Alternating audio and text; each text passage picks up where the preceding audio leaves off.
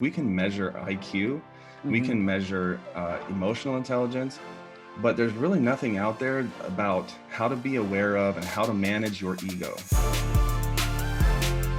I've been itching to get started and understand more about DreamWIDE. You got to tell us what DreamWIDE is, man. What is it? Yeah, it's a framework. I mean, dreaming big is failing us. Mhm. And it's such a common phrase. We just tell everyone like, "Hey, dream big, go for it." And I get it, and it doesn't mean that we shouldn't dream at all or that we should dream small. The whole concept is that we have to start wide first. Okay. And I just really believe that we're kind of shooting ourselves in the foot. Mhm. We start, the typical process, you're a businessman yourself. We typically think, well, what's the pain point out there? How can I meet a Mhm. need? And then now I need to create a product or a service. And then I'm just going to go full stop. Mhm. And I'm going to focus. And we talk about laser focus Mhm. all the time. Like we've heard it, like if you laser focus, if you focus light, it could burn through steel. And that's a Mhm. true statement. Yeah. The problem is that we get so laser focused that we lose sight of everything on our peripheral vision. Yeah. And sometimes those things are the most important foundations we have. Mhm. Relationships, it could be um, our community. We lose Yeah. sight of things because we're so driven, so focused, and Yeah. we lose sight of the environment. We just Mhm. run through things. And we lose sight of each other, and then we neglect ourselves. And a lot of people are just burning out. Yeah. Burnout is just way too common. Yeah. I mean, yeah, and that's so true. I mean, I think I even read this week that Bill Gates and his wife have decided to split up. Yeah. And I can only assume, after being an entrepreneur, I mean, my wife checks me on a regular basis as an entrepreneur because I'm constantly going, going, going. I get excited about new ventures, and Yeah. I've got the entrepreneur brain, and she has to literally. We had to and Mm. actually put it in a calendar on Tuesdays and Thursdays. I have what's called Coffee with Karen, Wow. and That's good. a lot of times, by the time she wakes up and I'm back from the gym and stuff like that, maybe it's a half hour, but it's a chance to try to connect. It's That's so something that I'm good. still working through myself to make sure I'm fully present in the moment because, as an entrepreneur, my brain's going 1,000 miles an hour, Yes. which I Yes. think a lot of people are. But, we had to get intentional. And I can only assume you take someone like Bill Gates and his wife and, kind of assume that the struggle to create Microsoft at some point in time probably took a strain on the marriage, not to mention all the Yeah. different initiatives that they've created ever since between the two of them. So, I mean, I Yeah. think I think there's got to be intentional focus in different areas. Yeah, and some people will tell me, well, that's just the cost of success or the cost of doing Yeah, business, I don't. like you got to sacrifice all this. And I'm like, I'm going to call you on that. Like, Yeah. here's the thing. It's what do you value? Mhm. If you value something, and we're really good at setting goals, creating milestones, tracking. And if we would just start to create some goals, for example, that serve others, how about Mhm. having some goals? Like you said, you're calendaring something. Yeah. You have to do that. You have to be intentional. But I think we don't sometimes, we go to sleep rehearsing our goals. I remember being able to just, if someone said, hey, tell me about your top two goals, I could word for word Yeah. spit it out, give the frame, when is it happening, when's it supposed to be accomplished. And then like we forget, our children's Mhm. birthday, we Yeah. forget our anniversary. So if something's valuable, and that's what I think that sometimes in business we need to get used to seeing some goals that we are celebrating as a culture of a business, where it's like the school down the road from us does not have, the teachers have to buy their own supplies. Mhm. They don't have the resources they need. Whatever's involved, how can we step in, and let's make that a goal. Yeah. Let's create a framework around it, and let's reach it and celebrate it. But it's not just philanthropy either, though. Like what I'm really trying to convince people of is that this is actually a secret to success. Mhm. If you, and this is my phrase I say all the time, it's like my mantra: if you commit to the success of others, everyone succeeds, and that Mhm. includes you. Yeah. And if you do it the opposite, where it's just all about my best life, I'm looking for creating my goals, achieving my dreams, I'm telling you right now, um, big is failing. It's like it's lonely at the top. We have Yeah. so many examples, especially in Silicon Valley, of people who just went all the way to the top. They get up there and they're like, man, I'm depressed, I'm Yeah. lonely, I'm isolated, this doesn't mean I mean, anything to there's a lot me. of folks that I've worked with for sure. Yeah. Yeah. Yeah, Entertainment absolutely. industry is the same thing. The athletic industry is the same thing. A lot of the folks that Mhm. I work with in those industries, they're Yeah. incredibly successful at their niche, Yeah. and then they struggle in every other area of life. Yeah, yeah, and, it doesn't have to be that way, and I think that, and to get to where you need to be, even in a business, like, if you want to have a successful business, you need to prioritize your customers. Yeah. You don't prioritize your own needs, like, in a relationship. If you want a healthy relationship, you need to prioritize your partner. If you Yeah. want a healthy, it just keeps going on and on. And like, if we have this mindset of others first, of thinking about, and there's a lot more joy that comes with this kind of work. And you look at businesses, like one of my favorite right now is Patagonia, for example. Mhm. They just kind of buck the trend in prioritizing the environment, prioritizing their Mhm. employees, prioritizing the needs. Like, there are people lining up to Yeah. work for them by the hundreds, but they don't have any turnover. No one's leaving that company because they prioritize their employees. And people might think, well, I'm saving resources. I'm trying to penny pinch here, and get to work. What are you accomplishing? How much? And they do it the opposite. They're like, Yeah. what are your needs? Do you want a month off to volunteer and travel? Go. Do and they're completely taken care of, but it's adding to their bottom line. Yeah. I It's mean, not even taking away. even with the businesses that I own, we actually I correct somebody in a heartbeat. It's a culture thing. Uh, I don't allow the word employee. Hmm. Hmm. It's team members, That's and cool. no Yeah. servants above their master, so to speak. No boss is above their delegates or what like I just don't Yeah. believe that. Like if there's a Yeah. box to be moved, somebody move the box, and, Yeah. and that includes me. Yeah. I Yeah. shouldn't pass by the box 10 times and not pick up the box. And that can be both literal and figurative, but essentially the most powerful organizations, the ones that Mm. see to be the most successful, do have this holistic approach to quality, overall quality of life Hmm. with any organization. Yeah. You know, Yeah. it seems to give people power to fight through hurdles and adversity, but Hmm. also peace of mind when you're through that battle and that adversity. Everybody gets to kind of like, not necessarily relax at the same time, but you kind of enjoy the process at the same time. Yeah. Yeah. And when I hear you talking about that, I think that sometimes our ego, this has always shocked me, and maybe you can help me because I there are so many personality, like, we can measure IQ, we Mhm. can measure emotional intelligence, but there's really nothing out there about how to be aware of and how to manage your ego and Yeah. ambition. And I think ego and ambition, that's what overtakes, and it blinds us, Mhm. because it's all consuming.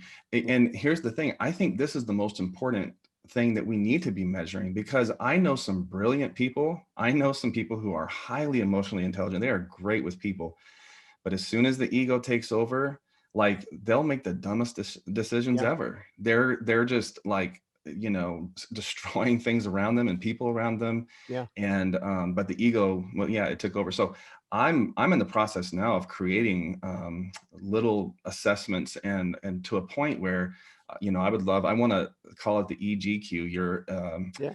your ego emotional intelligence, like, Yeah. or quotient. So Yeah. I think that's a big deal.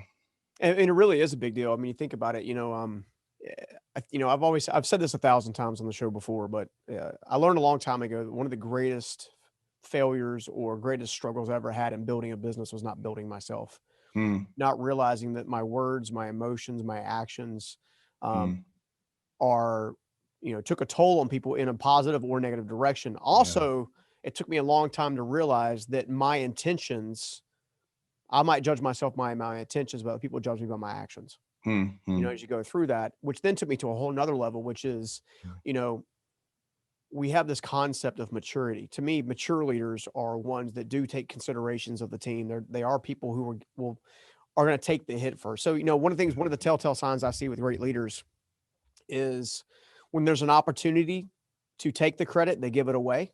Hmm. When there's an Hmm. opportunity to give away the blame, they take the blame. Yeah. Yeah. They're the opposite. They look at life in an opposite direction, and it took me quite a bit of time myself to get to that stage in my Hmm. own career. Hmm.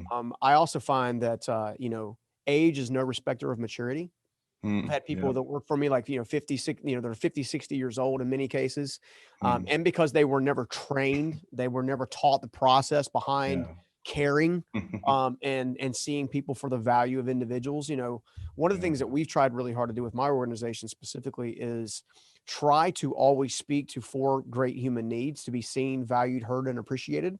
Mm, And if mm, you do those on a consistent basis, I'm a big believer that in the course of 12 months, that's going to level up your maturity over and over and over again, which mm. maturity to me is the opposite of ego, Mhm, mhm. right? Yeah, It's that yeah, selfishness versus selfless place. yeah, You find this, yeah. you find the same to be true?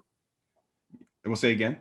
So do you find the same to be true? Oh, yeah, yeah, I do, and I think, like I said, DreamWIDE, I mean, this is ancient wisdom. This is stuff that, can be traced clear back to, there's scriptures on it, that, if you, prefer others before yourself, and again, this isn't like a super spiritual discipline that only a few saints can accomplish. Yeah. This is actually like a secret, like, and it shouldn't be a secret, but it kind of is because our ego kind of took over. But you're right. And I think within, I'm trying to help us too to see that when we've learned this last year in 2020 how interconnected we are with Mhm. with each other, with other people in other parts of the world, with nature. And I think that we're so good sometimes. What you just described as building a healthy culture and a Mhm. leader who does that, if we would now take some of those principles and out to our culture, meaning like the world around us, our community, I see some people who are great within their business, but then they get out of it and blame all of a sudden comes back. It's like they're not doing it right. A lot of the problems that we have in society will come right back to our ego, and we need to dream a little bit wider for not just our company and what we're accomplishing, but Mhm. like the foundations that are holding us up. That's why I keep saying these foundations, just like any building you would build, the taller or bigger you want to go, the Yeah. wider you have to, right? I mean, that's just a Mhm. simple thing, but yeah, I think that, we learned, I haven't thought about truck drivers. I haven't thought about grocery stockers. I Mhm. haven't thought about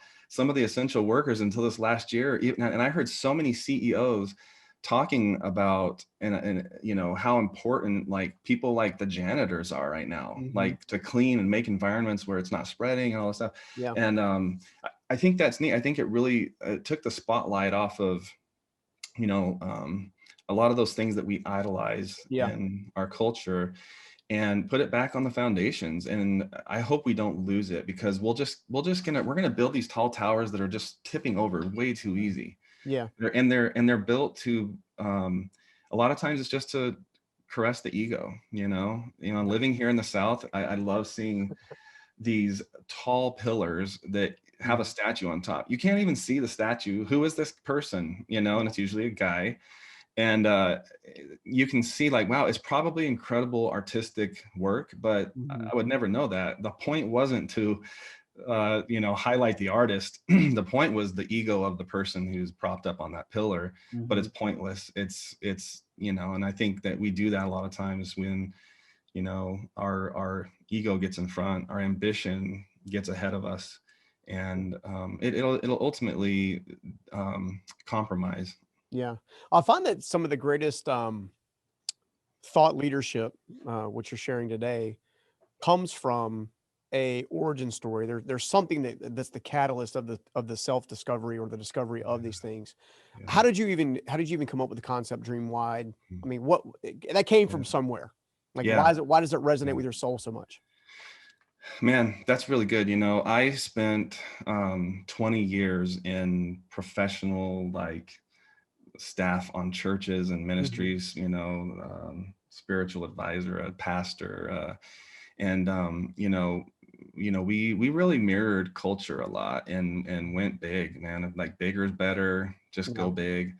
And I saw these things that I'm talking about. So this is part of it. There's more backstory, probably even Yeah. back to growing up poor and living in a single wide trailer, Mhm. and but yet being so happy. It wasn't about and I didn't even know what I didn't call it single wide trailer. I called it home. Yeah. Um, but I go through life and I start seeing these inconsistencies that big is not better. Mhm. Sometimes something's missing, and and the neglect that we would have towards the culture and the community and society around us. I was a part of some big churches, and before I went on staff at this church in California, I was a teacher in a low income Azusa, California, man. Like, oof, that was like Yeah. an education, teaching middle school kids whose homes are broken up, and they're being raised by a grandma. Mhm. I had middle school students come up to me in my face and tell me off, and I'm 6'4", 200 something pounds, and they had no fear. They were just like, Yeah. yeah, call my parents and see how that goes. Yeah, 'cause And parents are around. yeah, yeah. And there was just so much poverty, and I saw these needs, and then I get hired on at the church, Mhm. and I lost complete touch with the community. But yet we say we're changing the world, but man, we were a tight bubble, Yeah. and the community around us didn't even know who we were, unless you happen to go there.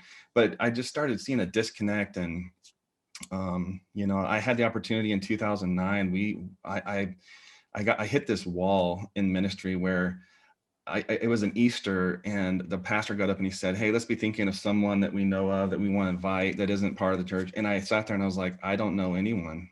I don't know anybody outside of this bubble right now. And I literally broke down, like, Yeah. this is not okay. This is not what I'm here for. I'm just keeping a machine running, and it's a big Mhm. machine, and we got to feed it.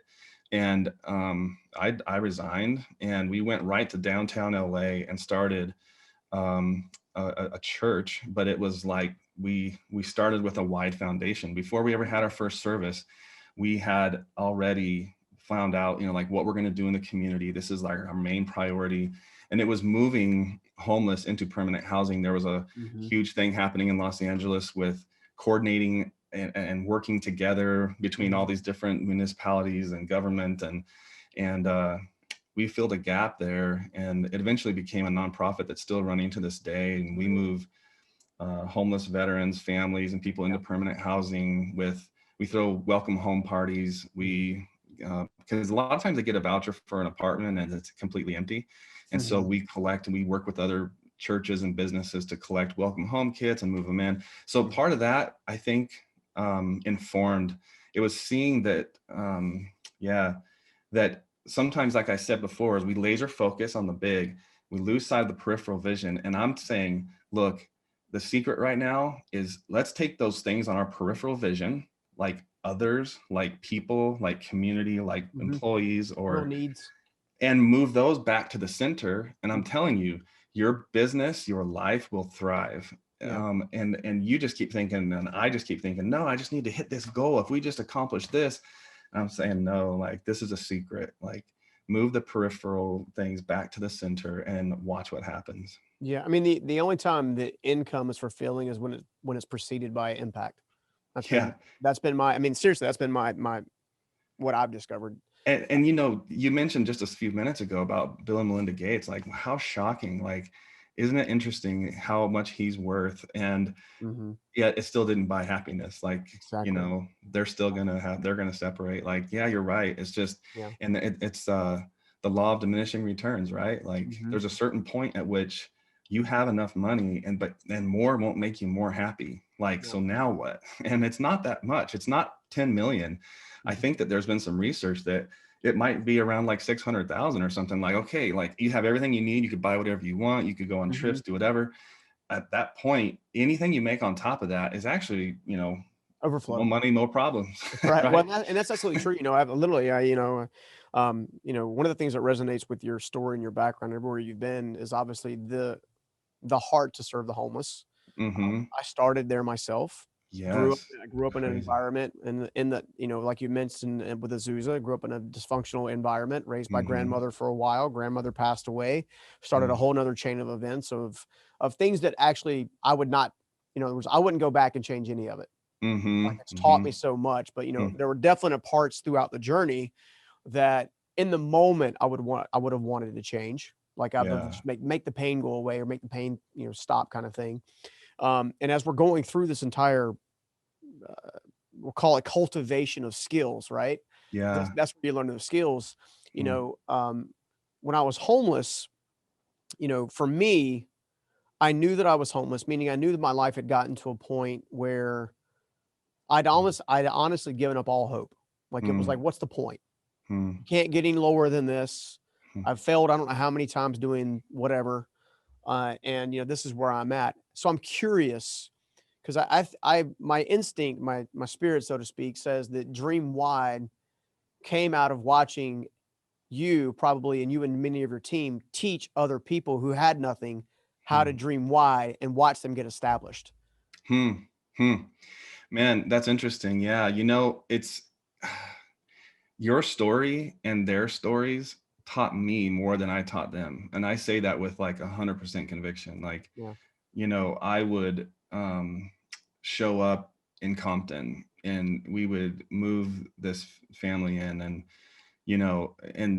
they're seeing the joy in their face and seeing them tear up, and them asking to like do a huddle. One of the move-ins we did, a guy named Earl, he was one of our first ones. And when we got done, I thought that I was going to ask him like, hey, is there anything else you need? And I thought that he was maybe going to ask for money. Mhm. And so I was a little hesitant to even ask it. And so I went up and I said, hey man, is there anything else you need? And he said, do you know how to play chess? And I was like, I had to like compose myself. I'm like, whoa, like Yeah. here he taught me, man. Like he wanted community. He wanted to sit down and play a game of chess. Yeah. And and I think that, yeah, there was, like you said, man, I would give up, six-figure income to be Mhm. involved in things like that, because there's nothing better. But you don't have to give it up. I'm just saying, Yeah. like, yeah, Well, you may not have to give it up, but you can definitely add it to your life. There yes, wasn't a I was talking to, I wouldn't call him a close friend, an acquaintance of mine, like, just a man that I deeply respect, a guy by the name of Sean Bowles. He's out in LA or California area. mm-hmm, And, he was doing a presentation somewhere, and the presentation centered around the Christian faith specifically. mm, And the number one reason why the Christian faith had been retracting for a number of years was ironically because of Christians. I mean, seriously, the number mm-hmm, one that was the number one surveyed response. The second 100%. understanding that came out of that was the simple fact that there's enough wealth right now Mm, in those that would call themselves Christians, whether or not they're, yeah, incredibly, following Jesus, or if they're, totally not following Jesus, but they're calling themselves a Christian, right? mm-hmm, On both ends of the spectrum, there's enough wealth within that window to solve hunger, hmm, world's hunger, to solve wow, world homelessness. So the reason I bring that up is because hmm, I love your work so much because of what it stands for. mm-hmm, That is that essence of trying to stand in the gap. And the other reason that I think it's so important is mm, because at some point in time, there has to be outspoken, mission driven messengers that can bring this stuff to the marketplace and say, guys, yeah, your focus is off. yeah, You don't understand. You can't take any of this crap with you. Like, yeah, there's no legacy here. The yeah. only way the legacy outlives you is if a life has changed, you know? That's so good. That is so good. And and here's the thing, here's my challenge. Most people will start to think immediately about philanthropy. Like, Mhm. well, no, we give some money here and there, and or like churches, it's like, well, we have an outreach pastor. And that's not what I'm talking about. Like, Yeah. and like you said, it's like this is a major cultural shift that sounds so subtle. Like, hey, It let's go sounds from simple, but drink. it's not. It's not at all. And it's Yeah. and implementing it can be complicated, but it really shouldn't be, but Mhm. that's why I created this framework that I would Mhm. take further if we had more time, where we can actually implement this in a way that sets our culture up Yeah. to succeed in a way we've never imagined before, that is Mhm. prioritizing others, that just changes the whole game. Yeah. And we talk about, even being an employee, being in the position of an employee, Mhm. and feeling the pressure that sometimes upper management wants to put on people to get them to produce, like, Mhm. I love that we called one of them the BHAG goal. Have you heard of BHAG Yeah. goal? The Yeah, big, big, hairy, hairy, aud audacious goal. yeah. Well, it's gross. It just sounds gross, first of all, but it's also gross in a way that's like, okay, we see people as like this commodity, our employees, and we to get Mhm. them to produce more, we need to put more pressure, Yeah. and when I was on upper management, I remember being told, just put the cheese higher on the shelf and let's see who goes and gets it, so we create these competitive, cutthroat, and Yeah. it's all based on the understanding of how we think we got here. We think that it was survival of the fittest, cutthroat, kill or be killed. Let's see who rises to the top. And Mhm. I've been on staff at churches where I looked around in a meeting and I felt like I was on an episode of Survivor. Like Yeah. people were looking at you, no one's talking. We're all sizing each other up. I'm like, where am I right now? So we might get a little bit extra production out of someone until like you have employees whose marriages are falling apart and who have Mhm. nervous mental breakdowns, until you have a cutthroat culture environment where no one's working together and all these things. It's actually backfiring. And that's why I keep saying this isn't just philanthropy. Like we have to shift Yeah. it. Yeah. I So mean, I think the statement that comes to my mind right now is people aren't commodities; they're capital. yeah. But that capital is only as good as your next investment. So if you're investing in Mm, them, they will mm, continue to invest in you slash the business entity, church, whatever. yeah. And if you're Yeah. not, it erases it. Yeah. People want to go where they're going to be, where they're going to feel seen, valued, heard, and appreciated. Yeah, yeah, yeah. And exactly. And if we take that broader and further, I mean, one of the phrases that I have that I just love, it just means a lot to me, is that Mhm. we are all shareholders of each other. Yeah. And that isn't just a cute, hippie phrase that, people make fun of things like that. But no, I'm talking like to the core. If you don't understand that, like you are going to create a cycle that is going to either burn out or fall over. Because if you don't see that we're shareholders of each other, that the foundations that you're building your business on, and it Yeah. involves people, it involves your community, and sewing back into it, but also prioritizing it, and Yeah. creating measurements. We just the bottom line, we have to change the bottom line. It's not Yeah. just how much money did I make this quarter. It's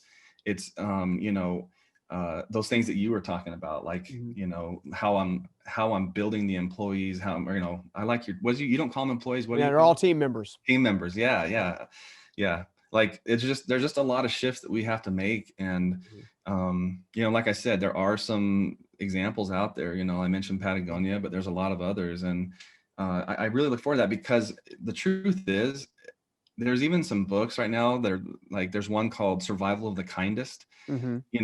A lot of our beliefs of Darwinian kind of how we got here, survival of the fittest, Mhm. are actually not true. Yeah. Collaboration, connection, and community, the Mhm. people who knew how to do that were the ones who thrived. The Yeah. ones who were cutthroat and like they isolated themselves, like who wants to be around that? And the only people who are going to be around you that in that type of, if you're that type of person, are people who are following you out of fear, maybe, or out of like, I have to do Yeah. this, and because otherwise something will happen to me, I'll lose my job. It's a motivation that doesn't actually produce like Yeah. it does. And when there's community, collaboration, and connection, and that's the economy of the future.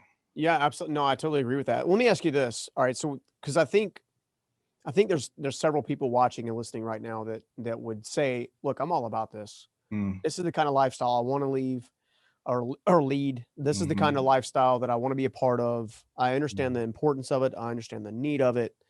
Um, let's do our best if you're cool with it for next with the few minutes we've got left. Let's Yeah, try to break down DreamWIDE in a handful of steps that maybe somebody can yeah, begin taking action today in their life to at least start them on that journey.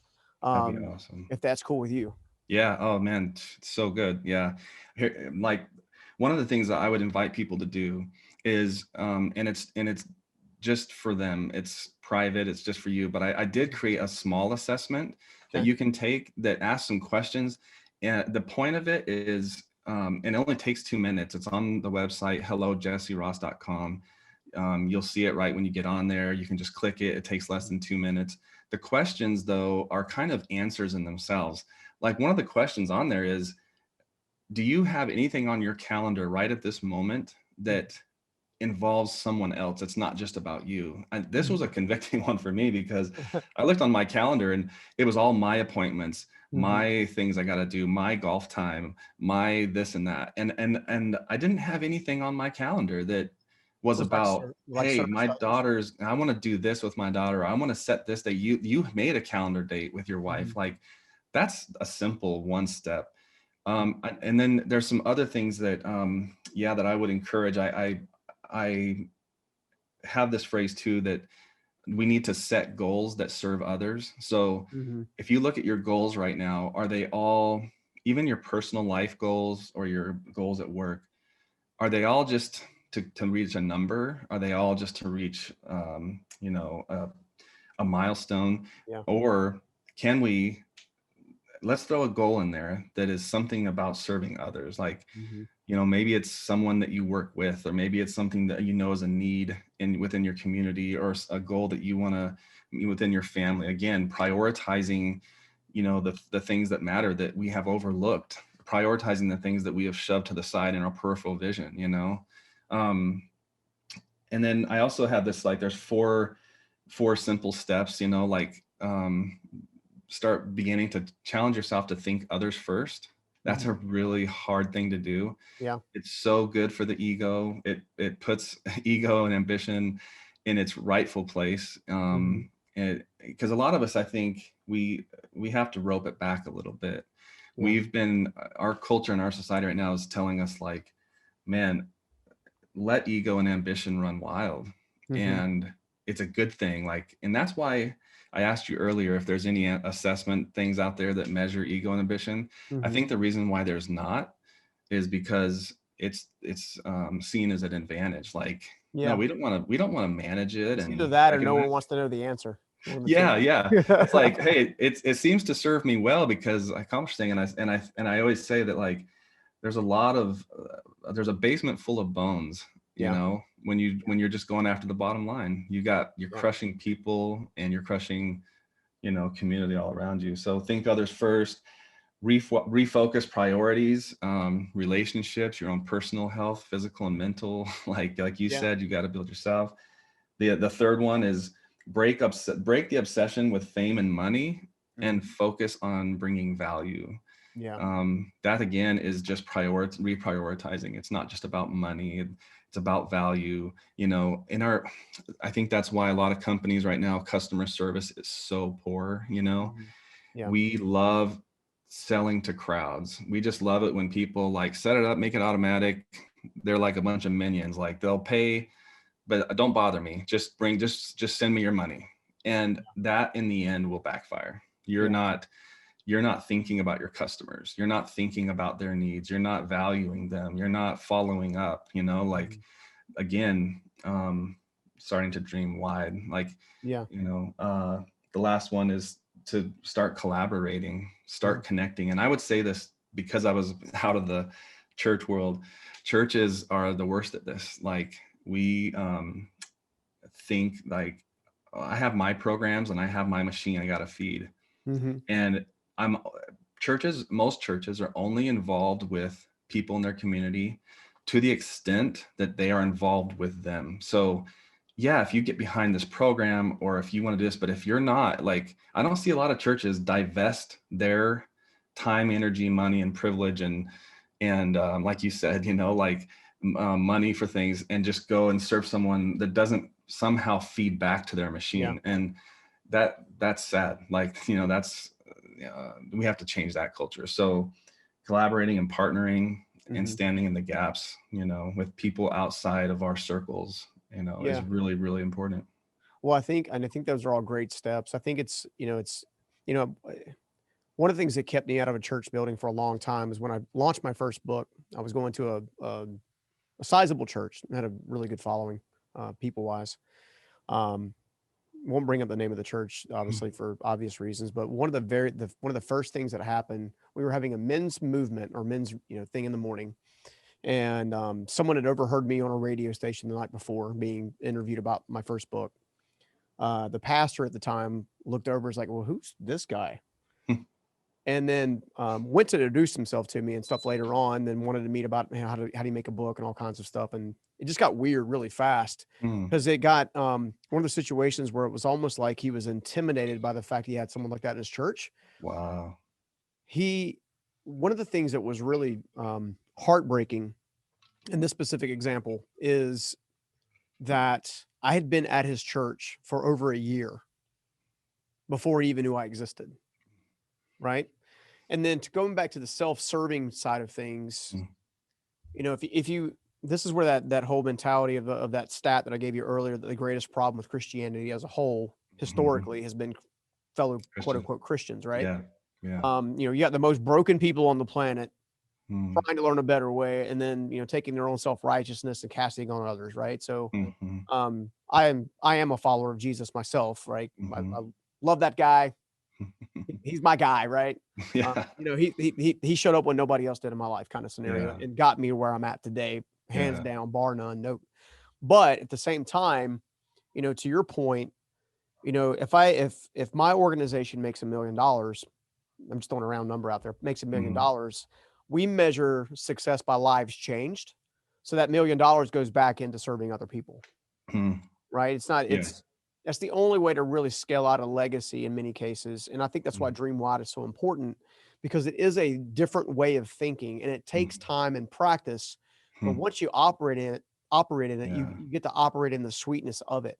Yeah. There's Absolutely. nothing like having someone come to you 10 years later that you knew was broken and messed up, and you took 30 minutes Hmm. and you just sat with them and you gave them a hug that they hadn't had, and you have Mm. no idea how much that actually touches a life, Yeah. only to find out 5 or 10 years later that person comes up and they got their family with them for, their new family or whatever.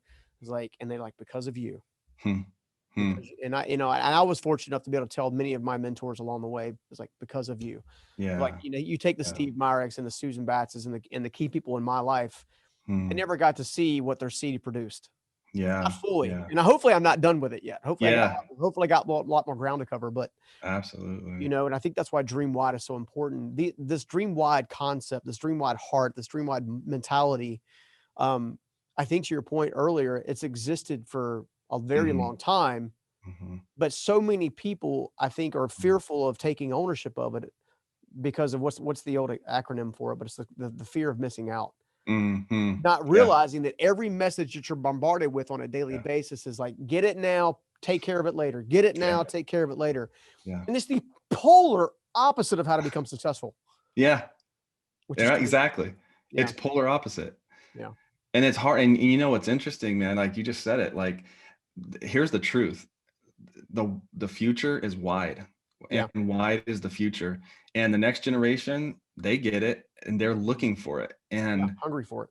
dude, really hungry for it. This idea of a macho patriarch, like kind of just barking orders and fall in line or get crushed, and yeah, just kind of run, letting ego and ambition just run wild and not really caring what Yeah, happens around the peripheral. They sniff it out. They sniff yeah, it out immediately. And like you said, like my hope is that we can create a context for the next generation, to the point of even like, we come up with business plans. There's nothing in business plans, in my opinion, that are why. They all start with, hey, how's this going to get you to this, right? And mhm, we could start there. Like, yeah, before I start something, I want to start looking at how wide is this? How am I yeah, prioritizing, my local community? Then it goes on beyond that. So those things matter. And again, the connection economy, not the mhm, networking economy where you're just trying to meet the right person so that you can get something. I'm talking about the connection economy, collaboration, working together, seeing your outcomes as being something that are very important to the world around you yeah. and the people in your world and yourself. Like, yeah. So, uh, yeah, I hope that we've evolved. Hey, I you know think, what? yeah, These conversations are gonna force us to. So, yeah, man, dude, I really appreciate you coming on the show today and speaking your heart and then yeah, giving people opportunity to kind of, even take a step forward themselves. How can people stay yeah. in connection with you and learn more about what you're doing? Yeah, man. Hey, and I just want to say to you, man, like your story, Stephen, is so inspiring, Oh, and thanks. yeah. So, I've been telling a lot of my friends to listen. You did a podcast somewhere, and maybe you have one too, where you just tell your story, and maybe, Mhm. I Yep. mean, your story is so inspiring, and Oh, so I thanks. love what you're doing. And yeah, no, like the fruit of all the investment of people that in your life hasn't completely paid off yet, for sure. I can see it, man. So. I'll take that as a prophetic word. Yeah, absolutely, absolutely. Um, you know, Hello Jesse Ross is like the social media handle, and I'm still building, a personal brand and such. I mean, it's part of the thing, just to Yeah. get moving. But I'm just really passionate about being authentic and real, and so you'll see that when you see Yeah. social media stuff, you'll see other passions pop up. But the website is hellojesseross.com. I have DreamWIDE now being built, and I am writing a book called DreamWIDE, and so I'm excited that that's coming in the future. Rock on. But I love that I'm getting to work it out as I go. It's the Yeah. best way to write a book, in my opinion, is Yeah. not only from the past experience, but from present experience, and watching it come to life. So yeah, I mean, Dude, I'd love to connect with anyone that has the time and energy and passion for it. Let's do it. exciting stuff, man. Exciting stuff. And I have a feeling you're just getting started as well, man. Yeah. So again, I appreciate what you're doing, especially for the homeless community, especially for teaching people a better way. Because Yeah, and I'll tell you, like, GoBE1.com is the nonprofit, GOBETHE, and it's just the number one. So GoBeThe1.com. that's awesome, dude. Yeah. I can't thank you enough, man. I can't wait to do it again.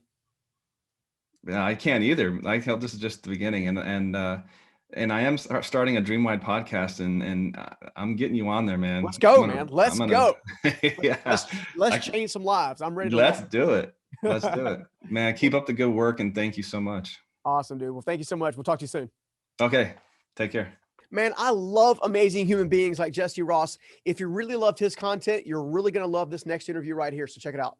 And so for me, I believe in fearless, breaking the word in half Yeah. and allowing fear to have less control over my next assignment, my next move, because I know who's counting on me on the other side of what my fear is.